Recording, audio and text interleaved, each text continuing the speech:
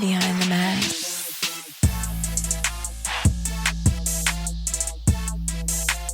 We back on Radio Row, Behind the Mask podcast. And, of course, I always love when we got the big fellas on, the offensive lineman, you know what I'm saying? Takeo, you know what it is. This man already done mashed you up. He told me already off camera he done mashed you up. Maybe. 9-time All-Pro, Super Bowl champ, Hall of Famer in the Ravens Ring of Honor, and on the NFL 100th anniversary team.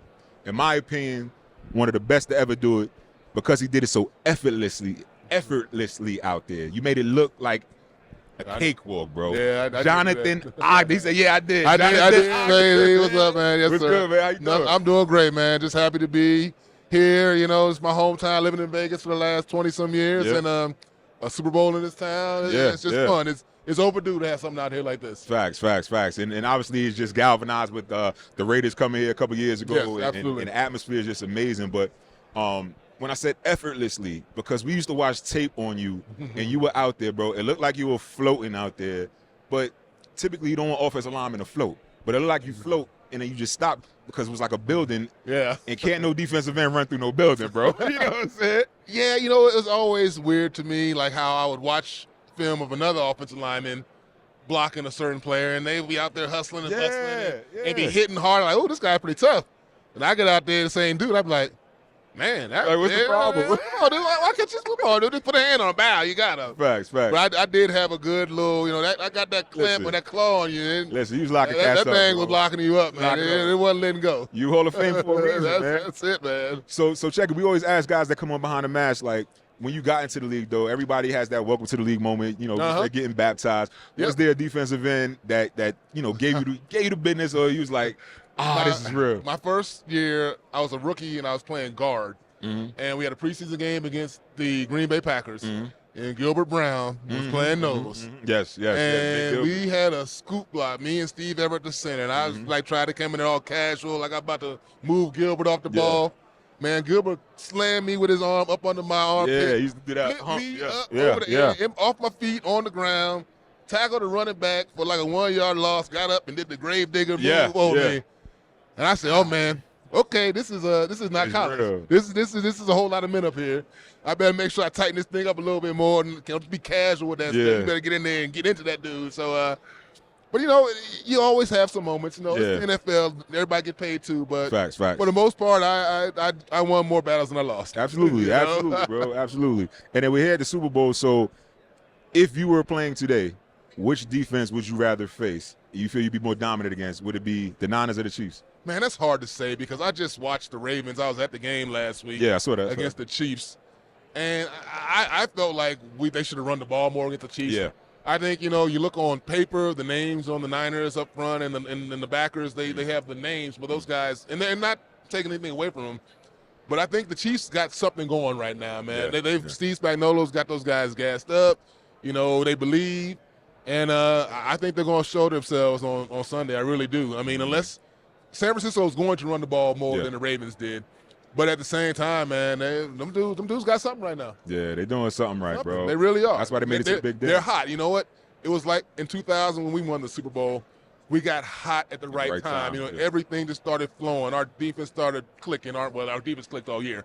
But our offense, you know, started to move the ball, and plays just happened for us. Yeah. So, I mean, I don't know. But you can also say the same thing about the Niners with that catch-off dude's head, too. Yeah, so, I mean, I just want to see a good game. That's what I want to see. Facts. And was there any nervousness going into the Super Bowl? You know what I'm saying? All the nerves, there were, because the pregame's longer, all the hype build up in the week. But once the ball kicked off and I got that first hit, it was another game for Football me. as You know, usual. I was like, I got to go ahead and beat up on Cedric Jones or whoever it was. You know, got to take him down. Facts. So you do, obviously, we talked about all of the accolades on the field, but I think what's amazing, you know how some of our brethren are after they're done and, you know, health issues, they creep up, you know, in your 30s and 40s. You're like, why is this happening? But you chose, I should say, to partner with the league on an initiative called Tackle Obesity. So talk about that and why you got involved. Yeah, you know what? We all battle size, and, you know, obesity, 40% of the country is obese, technically, clinically.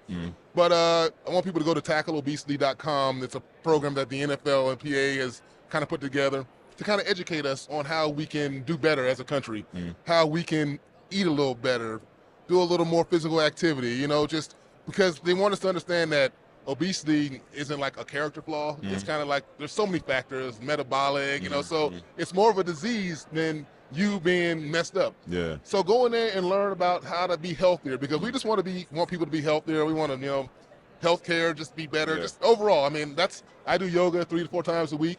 I try to avoid certain foods. I mean, the best I can. Facts. And we're always just trying to be the best we can, you know what I'm saying? And that's kind of when I saw the initiative, I said, why you can get the old lineman to talk about tackle obesity? But we are the ones to get to talk about that, because we're the ones who fight it, getting the little guy doesn't quite have the same oomph. Right. But to know that we're out here trying to encourage other people, because we're out here trying to do the same thing, because we want to be around longer. Facts. So that's it was an initiative, a good initiative for me to go along with. And how do you support with the brethren that, sometimes we just don't want to reach out, you know what I'm saying? We don't want to hear it. We have things going on. We're warriors. You know what, man? You just got to keep trying. I mean, people are going to be reached when they want to be reached, but that don't mean that you stop trying to reach them. You know what I'm saying? If someone doesn't want to do something one day, that don't mean they're not going to want to do it tomorrow. Just, sometime the light's going to come on for people. And whatever that endeavor may be in life, when trying to help somebody be better themselves. So it's the same thing, just try to be positive. Be like, yo, brother, man, I love you, man, and let's both try, because I'm going to be trying to eat this salad with you. Right, yeah, definitely. We're going to put down the fried piece of chicken. We're going to get like a baked piece or a piece of fish. We can have the fried chicken occasionally, but it's not 4 times. Not all the time. Not all the time. We don't need the 6-piece. Right, You know what I mean? right. Eat a 2-piece. Once a week instead of 4 times a week, something like that. It's TackleObesity.com will give people the tools to be better, though, and that's kind of what I want people to do, is be better with themselves. There it is, yo. Before we let you get out of here, gotta ask, who you going for? Chiefs and Niners. They can both kiss my butt. I mean, I'm so bitter still. I'm just getting over the Chiefs, the Ravens loss, but my prediction is the Chiefs, man. Like I said, man, them dudes, man, they just. Mahomes isn't the reason why they beat the Ravens, but he sure helped. Yeah. I mean, he's the best quarterback of this day by far. And I don't see anyone keep from getting his 3rd ring. I mean, the Niners can do it, but I just don't think it's going to happen.